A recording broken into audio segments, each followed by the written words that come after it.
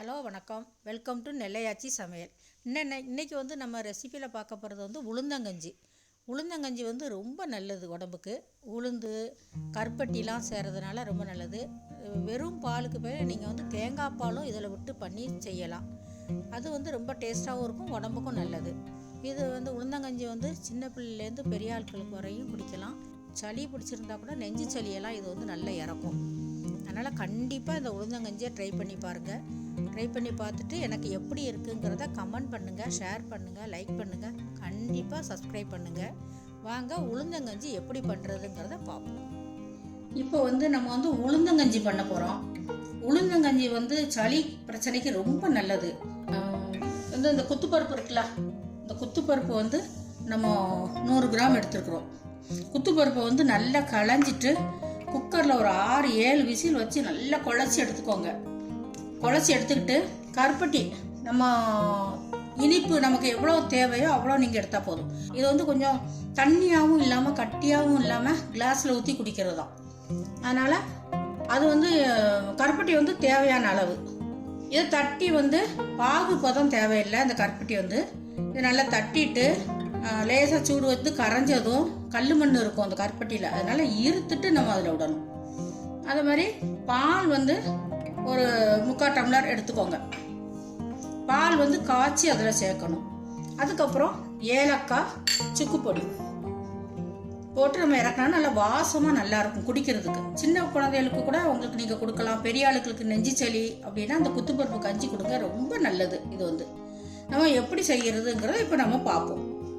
குத்துப்பருப்பை நம்ம களைஞ்சிக்கிடுவோம். நம்ம குத்துப்பருப்பை நல்லா களைஞ்சிட்டோம்.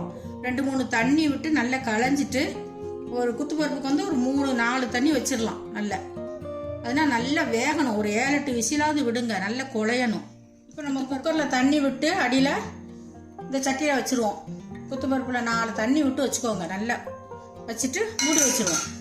நல்லா வேகணும். ஒரு 7-8 விசில் வச்சுருங்க நல்லா. அதுக்கப்புறம் நம்ம மூடி வச்சுருவோம். மூடி வச்சுட்டு ஸ்டவ் ஆன் பண்ணிடுங்க, லைட் போட்டுருங்க. இப்போ வந்து இது 6-7 விசில் வரட்டும், நல்லா வேகட்டும். அதுக்குள்ளேயே நம்ம வந்து கருப்பட்டியை தட்டிட்டு தண்ணி விட்டுட்டு அதை வந்து கரைச்சி எடுத்துக்கிடுவோம். குக்கரில் வந்து குத்துப்பருப்பு நல்லா வெந்துட்டு இதை மாதிரி நல்லா வேகட்டும். நல்லா வெந்துட்டு பாருங்க. இப்போ நல்லா வெந்ததும் இப்போ நம்ம இறக்கி வச்சுருவோம்.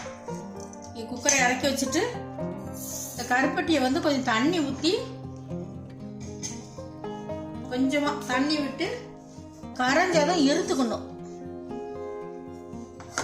இது வந்து இனிப்பு எவ்வளோ வேணுமோ அதுக்கு தக்கனடி வச்சுக்கோங்க.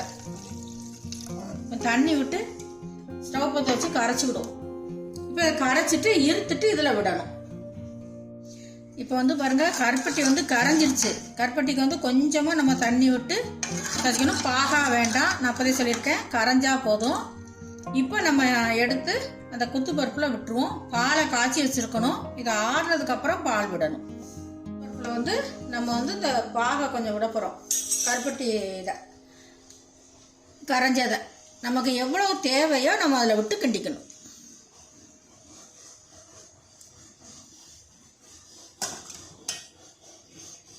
இது வந்து தேங்காய் பால் விட்டும் பண்ணலாம். தேங்காய் பால் விட்டு ரொம்ப நல்லது. நாங்கள் வந்து இன்னைக்கு வந்து பாக்கெட் பால் தான் விட்டுருக்கேன்.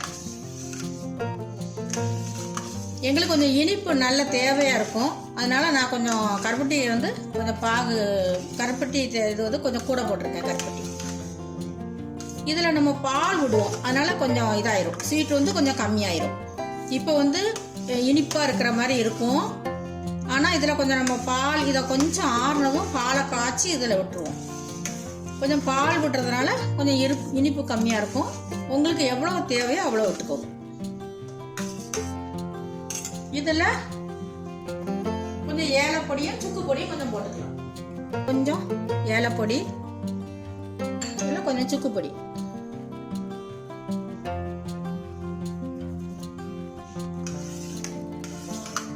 போட்டு கலக்கி குடிச்சிடலாம்.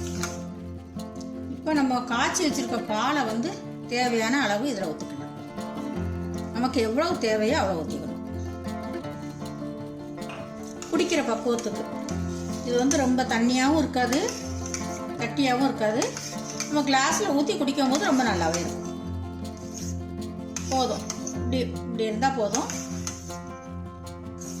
பால் விட்டுட்டு அப்படியே குடிச்சுக்கலாம். உங்களுக்கு தேவைன்னா இன்னும் கொஞ்சம் பால் விட்டுக்கலாம்.